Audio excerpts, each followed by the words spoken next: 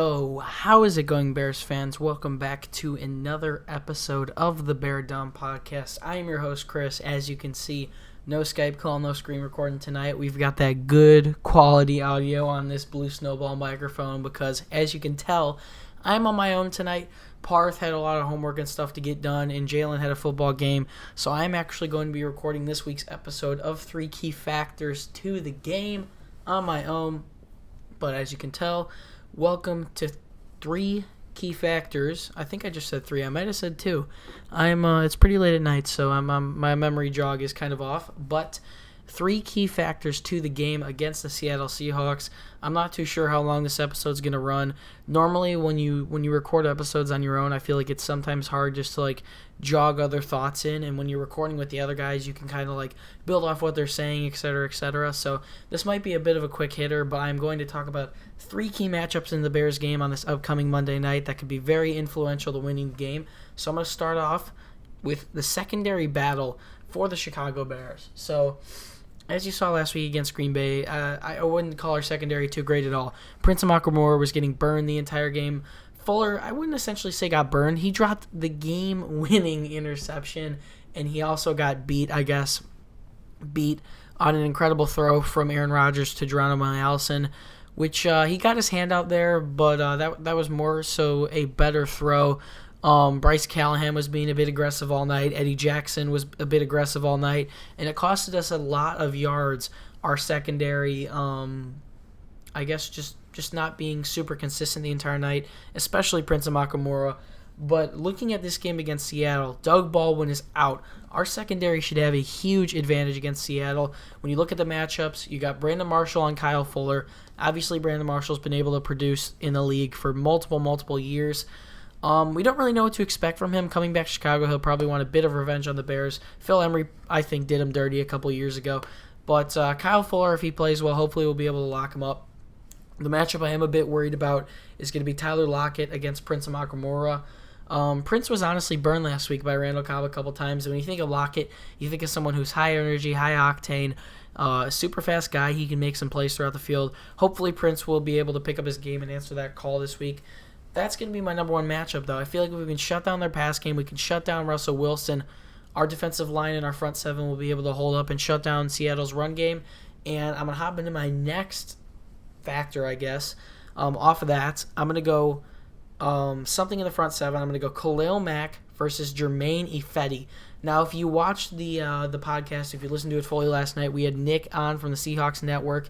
He had been mentioning that this man, Jermaine Fetty, someone that had a lot of potential for the Seahawks to be a great offensive lineman, and he just didn't show up in the first game when Von Miller was on him. Well, when you think of Von Miller and you think of Khalil Mack, you basically think of the same person. They're both incredible outerior linemen, and they both just get so much pressure on the quarterback and can shut down the run game. So Mack getting more and more involved into this defense, I just see him having a huge game here. Fetty obviously has been struggling. I would think if you're struggling and you're coming in looking off of a game from playing against Von Miller and you're going into the next game and you're like, oh crap, I've got to face Khalil Mack in this game. I wouldn't be super confident, but definitely look for Khalil Mack to step it up this week. Getting pressure on the quarterback just in general is going to be huge.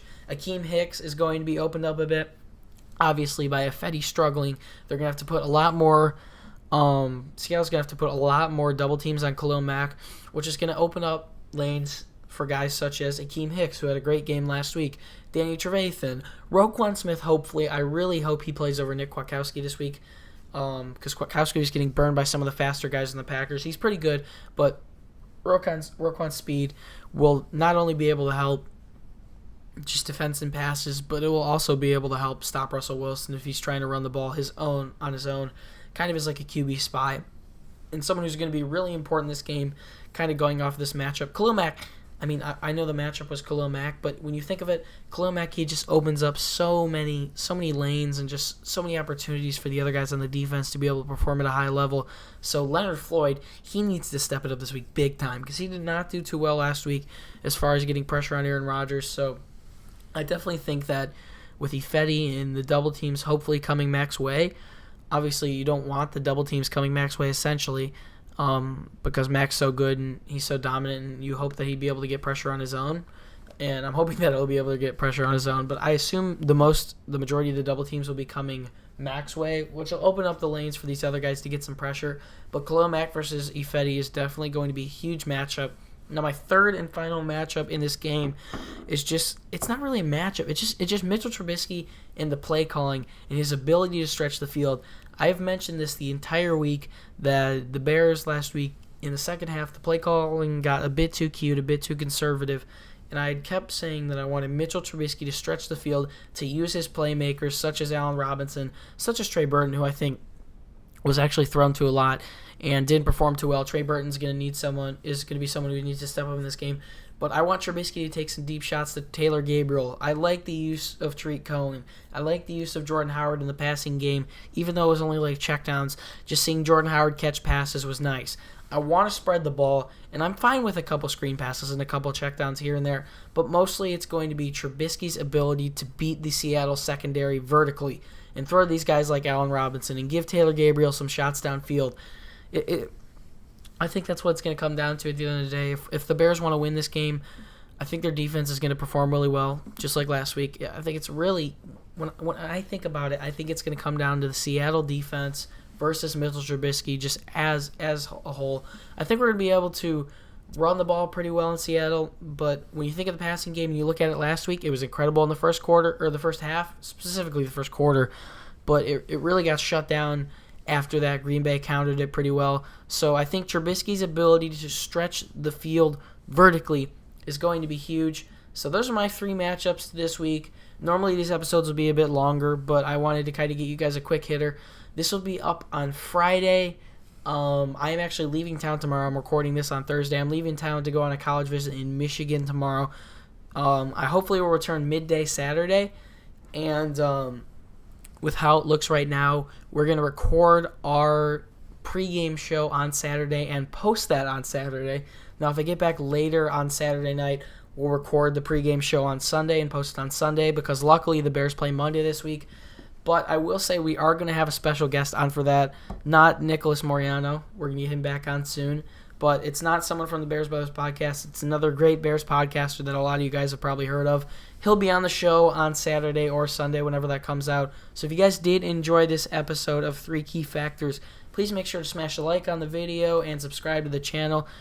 My name is Chris. You can find my Instagram, my personal Bears Instagram fan page, whatever you want to call it, in the description, and you can follow all of our Bear Down Podcast social media accounts as well. You can follow my other co-hosts, and yeah, if you guys wouldn't mind, comment down a couple more players, matchups, whatever you think that are going to be important to the Bears or the Seahawks winning this game. I'd like to hear your guys' input. I hope you guys are enjoying the daily, or just like weekly uploads. We're really grinding. We're really getting out here to try to get some good content up for you guys. So that's going to pretty much do it for this episode, guys. If you guys did enjoy, once again, smash a like and subscribe. Follow our social medias, and I'll see you in the next one. Bear Down Chicago.